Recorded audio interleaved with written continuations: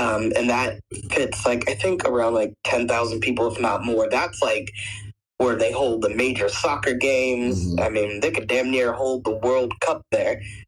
That's how huge they are. So, yeah, I've been in those places. Wow.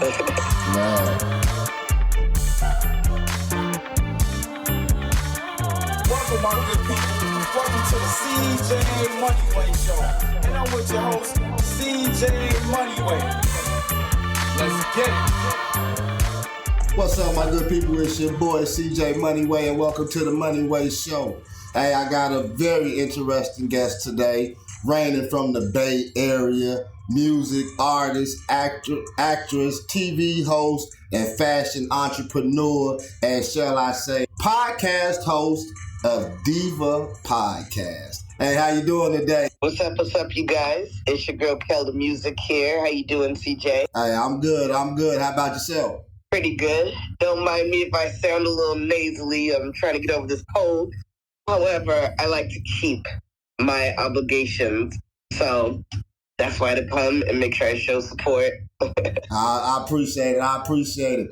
So I guess before we get started, and I asked somebody else this before, and I said I'm going to ask every podcast host that come on my show the same question. You as a podcaster, okay, how is it, what's the difference between actually asking questions on your podcast and actually being interviewed? You know what? It's so funny because, even before I started a podcast, I used to have a TV show called Diva Talk Tonight, which is on Tubi, and I used to interview people. So, to me, it's kind of the same thing. Like, whether you're being asked the questions or you're the one asking the questions, it's just all about holding a conversation.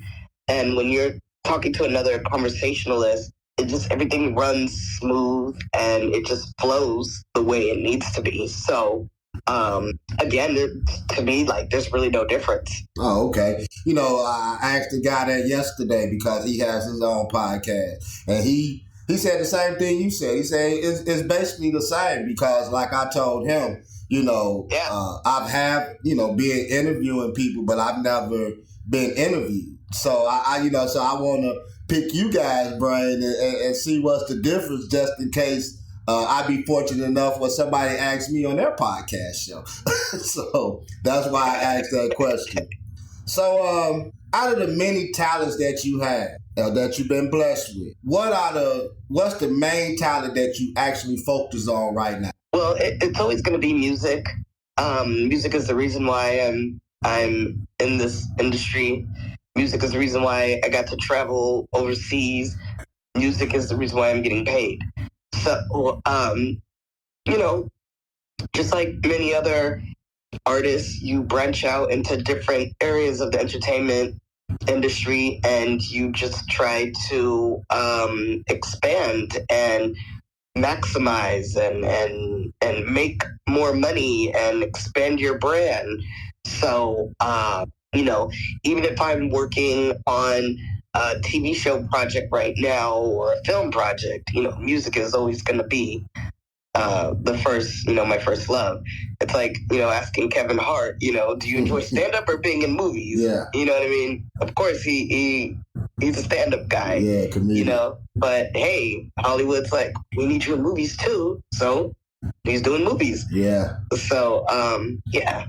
Okay, so, we hear about on the outside about the music industry all the time, the things that goes on and, some things that people on the outside don't know. So I guess my question to you is, can you give us some insight, your insight from being on the inside of the music industry, and how does it, somewhat operate?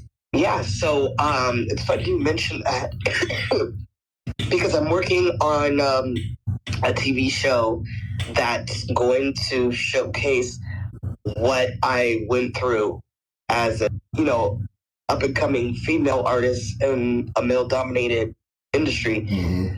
So aside from it being a male-dominated industry, which is, hip-hop, just being in the music industry is challenging on its own because there's so many politics involved. Mm. and so many different people that you have to know, and so many business aspects of it that you have to understand, you know. And now we're at a time in the music industry where it's not about, you know, being discovered on the streets anymore, or, you know, just being a really talented artist. Your numbers have to actually show how talented you are. You know, your streams have to be there. Your social media followers have to be there. And that right there is what's gonna attract labels and brands and collaborations, so whatever the case may be. So the music industry, although it is very challenging, there has been some doors open now just based off your streaming performance, if, you know, you're investing in that. So it's a very difficult industry. This industry is like the lottery. You know what I mean? If you make it, bam, you made it. You know what I mean? Celebrate. But if you didn't make it, then you need to keep doing what you do anyway, because you're an artist. You love music. So that's interesting. And so when your film come out, you know, or this biopsy that you're doing, let us know. You know, I want to check it out. Yes. So, like with music and the things that you're doing, what's your inspiration behind it, and who's your favorite artist? Inspiration, I would just say I was born to do this. Like, it's just, you know, when you're really good at something and you get validation from others, that's how you know you need to keep going. And for me, I've always received validation from other artists, fans, industry folk. Always people commend me on my actual work, not work ethic, but the actual work itself. Okay. Because it's you know, it's authentic. My music is real. It's you could place it on the radio right now, and you know it mixes in with other artists. My favorite artist of all time, I would have to say, would be The Brat. The Brat? Yeah. Oh yeah? Yeah. ATL in the house. I feel you. I love The Brat. She's, you know, I'm like her. You know what I mean? Like, okay. Started out, you know, being a tomboy, being a pretty tomboy. You know what I mean? Didn't care to do all the fancy stuff with hair, dresses, or anything like that. Yeah. But at the same time, it's like, whoa, she can really spit. Whoa, her pen game is ridiculous. Yeah.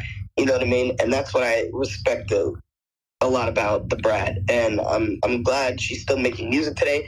I'm glad all these artists, legendary artists, are still making music today. Regardless of how the music industry has shifted, you still got Busta Rhymes making music. Actually, Busta Rhymes, Missy Elliott, and Sierra are about to go on tour together. So that right there is like, you know, you bringing back the early 2000s, late 90s, you know what I mean? That whole era. Yeah. So, man, I hope The Brat goes on tour pretty soon too.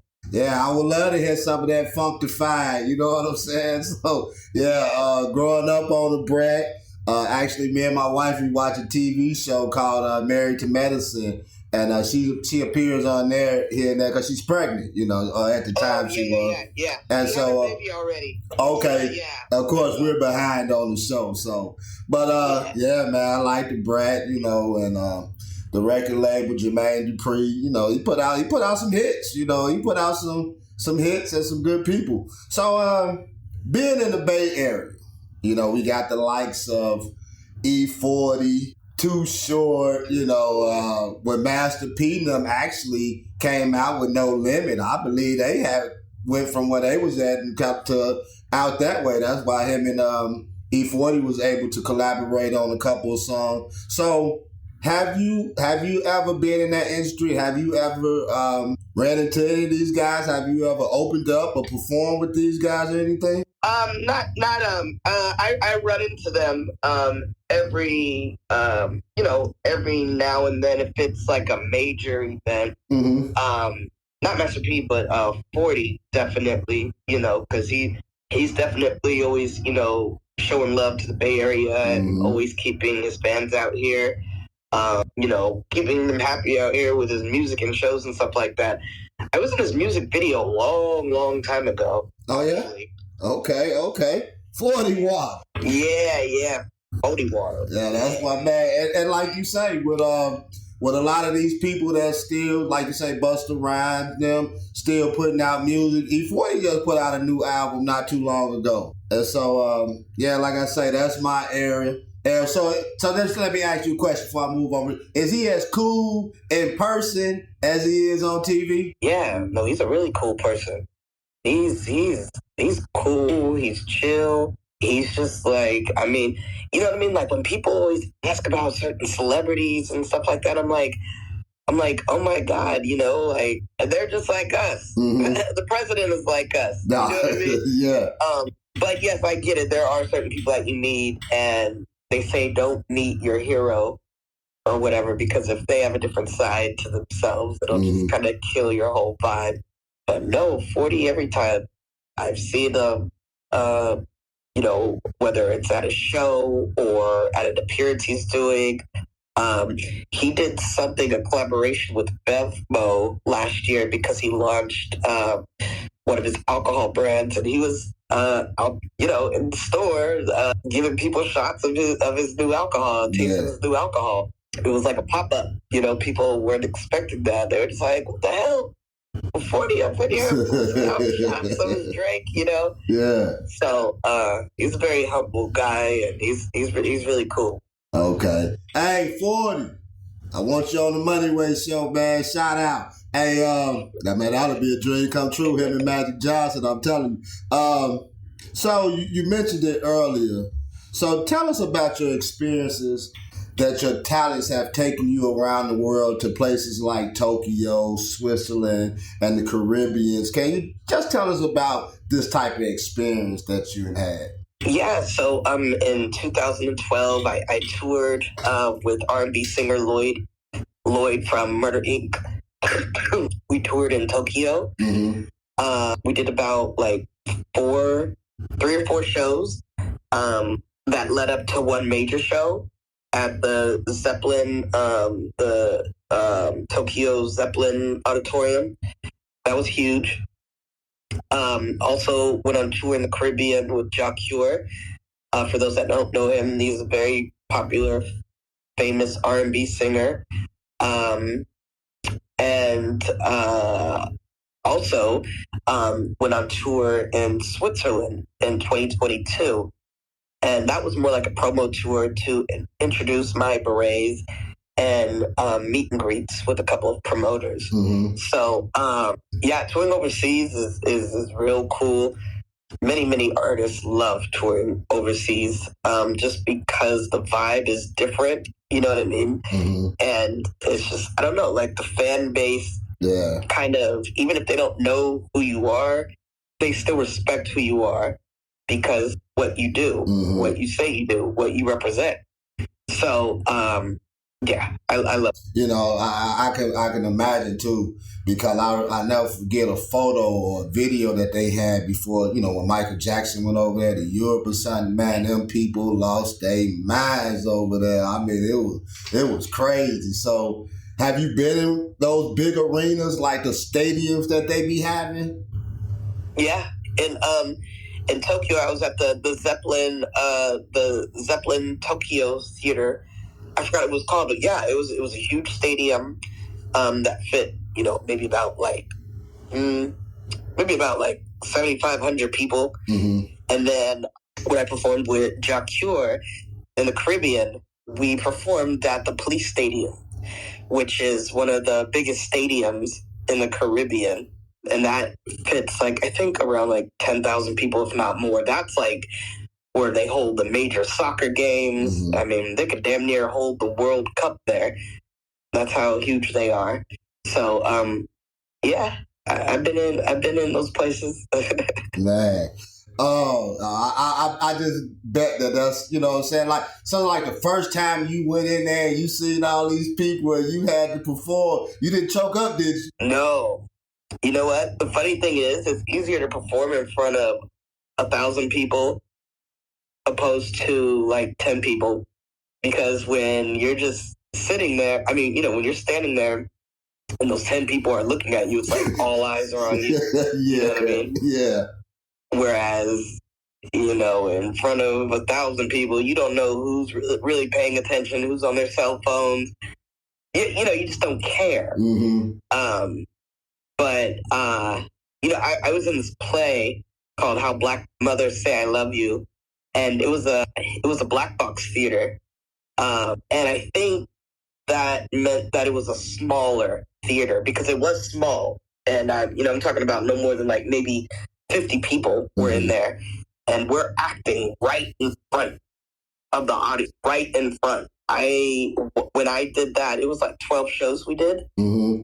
When I did that, I was like, oh, I got this. I got this. I can do anything. Because, and let me just ask you this question real quick. Because from doing public speaking and speaking, I remember when I was in class back in the day, and the speech teacher would tell you, don't look at the audience where you just look past them. You know what I'm saying? And it seems like you're looking at them, or sometimes you might catch that one person's attention that's really paying attention to you and vibing with you, and then I feed off of their energy. Tell me how that is with you. Yeah, so we just look above their eyes, not above their head, but above their eyes. So you're looking at their forehead, basically. And when you do that and you get that down, you become used to it. Mm-hmm. And especially if you have like a solo part, doing a whole monologue and everyone's sitting right there in front of you. You just look at their eyebrows, look at their foreheads, and to them, they think you're looking at them, but you're technically not. Yeah.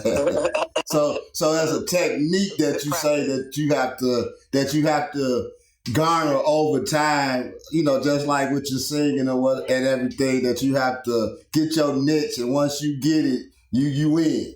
Exactly. Okay. Yes. Yep. Yeah, I was gonna say, when you see artists or actors today perform in front of millions of people, it's because you become used to it after a while. You know what I mean? Mm-hmm. The audience loves you. They're your fans. They come to see you. Mm-hmm. So as long as you give it your best, you give it your all, they're gonna love you no matter what. No one's gonna judge you. Oh, okay. That's cool. I hope one day I can experience that. So let me ask you, what TV shows, films, any of that, what roles have you played in TV shows? And Yeah, so I was in First Date, which is streaming on Hulu and Disney Plus. I was recently in Humane, which is a full-length feature. Not sure what platforms it's going to appear on yet, but I'm sure I'll know pretty soon. Mm-hmm. And then I'm working on my own film. We're actually going to Bermuda this summer to film it. I can't give out too much details, but the storyline's there. The casting's already done. The writing is done. Now we're just figuring out in Bermuda which actual areas we want to start filming in. So that's what I have coming up next film-wise. And then still got the berets exclusively on Amazon called Tams. So make sure you guys get yourself one. 10 different colors. And that's pretty much it for right now. Oh, okay. Yeah, it's called Diva Talk Tonight. Okay. Diva Talk Tonight. You can even just type my name in there, KeldaMuzik. One word, lowercase m. Boom, it should pop up for you. Okay, I'm going to check that out. And so while we on the conversation of diva, why is your alias diva? Why do they call you diva? Yeah, it's a good kind of diva. I'm setting a different tone for diva. Whenever someone thinks of diva, they think of, a bitch or someone who's stuck up, rude, entitled. No, we're showing you the good kind of diva. You have the good witch, you have the bad witch, right? There's still witches, but one is good. And why can't there be a good diva? Why can't there be a diva who wants to be powerful, influential, and sophisticated, and carries herself with elegance and pride, and who, when she puts her wand out there, she wants to inspire all to be just like her. I get it. I get it. I like the way that you went into actress mode on me. Yeah. Yeah, I get it. Yeah, that's my alias. It's always been my alias. At one point, I was just going to call myself Diva, but then KeldaMuzik, which is, Kelda is my government name, and music, we just attached to it, just spelled it differently because I love music so much that we had to keep KeldaMuzik. Okay. And we're just like, okay, your alias is Diva. Every artist, every entertainer has an alias anyways. Okay, boom, yours is Diva. And it's been that way since 2005. We'll be right back. Don't miss out on CJ Moneyway's book, Both Eyes Open and Both Eyes Shut. And get ready to pre-order his upcoming release, The Issues of Life, coming soon. Moneyway, aiming to inspire. Yeah, because KeldaMuzik, I'm not going to even sit here and lie to you. When I first saw your name come up on the Podmatch thing, and it said musician, KeldaMuzik. Of course, I couldn't pronounce it, and you know that because I had to ask you what was the name today. And so when I seen it, I'm like, what kind of music is that? I'm like, I ain't never heard of that. So I was afraid to even touch that. So I'm like, I'm going to pin that one real quick, but then I came back and then I actually read, the full bio and everything. I'm like, oh, okay, that's her name. And so, but I like the aspect and things that, you was a singer, actress, and, you just had all these many talents. So, I wanted to touch bases with you and bring you on. And speaking of many talents, with myself doing a podcast, and plus I work a full-time job. But this podcasting thing is basically a job in itself with all the things that you have to do and whatnot. Plus I do it on my own. So with that being said, how is multitasking for you? How do you deal with multitasking? I just prioritize what's important first. If I just released the album or single, okay, we're going to work on nothing but promotion for that. Mm-hmm. Nothing but booking shows for that. Nothing but, Spotify and making sure that people are streaming it. Mm-hmm. If it's a film that I'm working on, then it's all about the film, right? Make sure I'm in shape. I have, the available dates for myself and that I've studied my script, everything. So while it is multitasking, it's still prioritizing what's important first. It's just, you're going to go on to the next project. Also, you're not going to just stay with that project for the whole month or the whole quarter or the whole year. You're multitasking within that project. People tend to forget both Beyonce and Jennifer Lopez both had the #1 hit movie out while having an album out. So they were touring for their music and at the same time making press appearances, red carpet appearances to promote the film as well. So you can do it. You can definitely do it. Anybody can do it. And again, it's just all about having a plan for everything that you do and not just doing it because, oh, this sounds cool or, I'm trying to get my name out there. Really take your time. If you really want to produce a film, take the time to build the right team together, to get the writers that you need, the actors, the location, everything that you need. Don't just say you want to shoot a film And then you get out there with your iPhone and just start, you know what I mean, taking footage and putting music behind it and saying, yeah, y'all, you know what I mean? Yeah. Same thing with music. You know what I mean? Like, take your time. Sort out which producers you want to work with, who could develop a sound for you. Lock yourself in the studio and start, you know, writing and recording. So you just have to take your time with everything, but it is possible. Oh, you know, I like what you said when you started it off. You said prioritizing. You know, you can multitask, and like I was telling somebody else before, because you have all these different ideas. And I heard a pastor say this. He said you got to have pockets. You know, you got to have pockets to put certain things in. You know, and I might have an idea for this, or I might have an idea for that, but if I'm trying to cram them all together, then I'm eventually gonna put the wrong ideas with this idea, which that should have went with that. And so prioritizing, which I find big right now too, because that's some things that I'm doing as well. Like you say, focus on what you're doing. Don't forget about the other things, but let the main thing be the main thing at that point right there. And so I just got one more question for you. And, you know, I appreciate you. Appreciate your time today.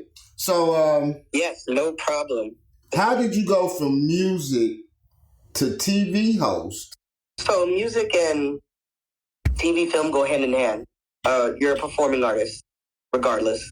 So if you're performing in the studio, you're performing on stage when performing your music. If you're performing on stage with your music, then you're doing the same thing with TV and film. It's really all about memorization and being able to interpret your perspective of that script or that song, which is what's going to make people like you or not. And if you're pretty damn good at it, then you're just going to keep going. My advice for those that want to get in this industry or, you know, want to learn a little bit more about it, do some research. Google, what does it take to become a successful recording artist, actor, model? Google is your best friend. There's so much information on there. You could type in anything and whatever answer you're looking for will come up. I preferably like going on Reddit. Reddit has a lot of advice on there, and they have like a lot of groups related to, you know, being an independent musician, artist, actor, and they have people there that give really, really good advice. So use your computer, use your iPhone, you know. Everybody's always on social media. Okay, we'll start reading some articles. That's why on my social media, I always post articles. I'm posting articles about everything. My opinion on the Grammys, my opinion on Super Bowl, my opinion on the latest incident that happened, you know, in Hollywood or whatever. Always put your opinions out there to the world. And even if you can't write an article, get someone to write an article for you. But point being is you got to read. And if you're reading a lot, then you're gonna find what you're looking for, and you're gonna understand it, and you're gonna live by those words that you read. And you know, I totally agree with you on that too, because I was just telling a friend of mine today. I say, look, and matter of fact, somebody I just interviewed said the same thing. Google it.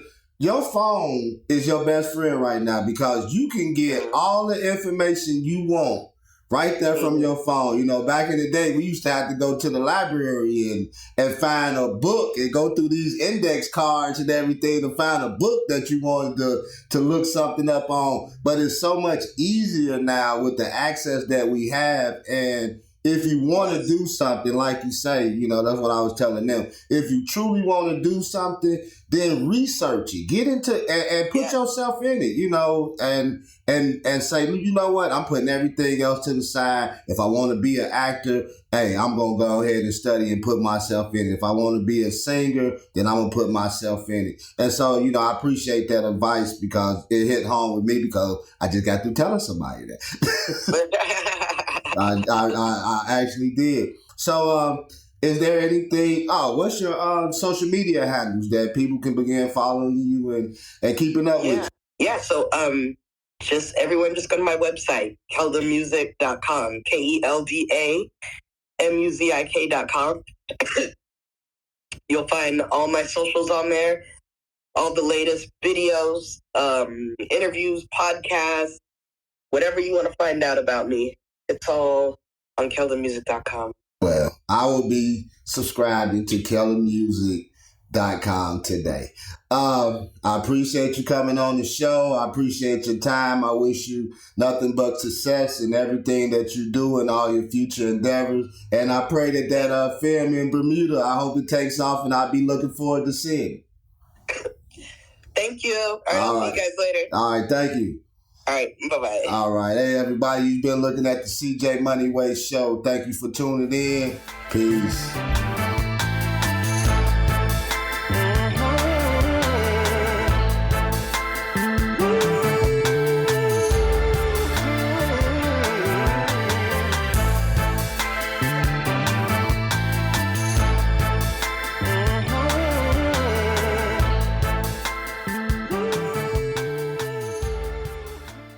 Thank you for listening to the CJ Moneyway Show. Don't forget to share this episode with your friends, leave a comment, and drop a review. Be sure to tune in every Tuesday and Friday for more inspiring journeys. Who knows? Your story might be next. Thank you for listening to the CJ Moneyway Show. Don't forget to share this episode with your friends, leave a comment, and drop a review. Be sure to tune in every Tuesday and Friday for more inspiring journeys. Who knows? Your story might be next.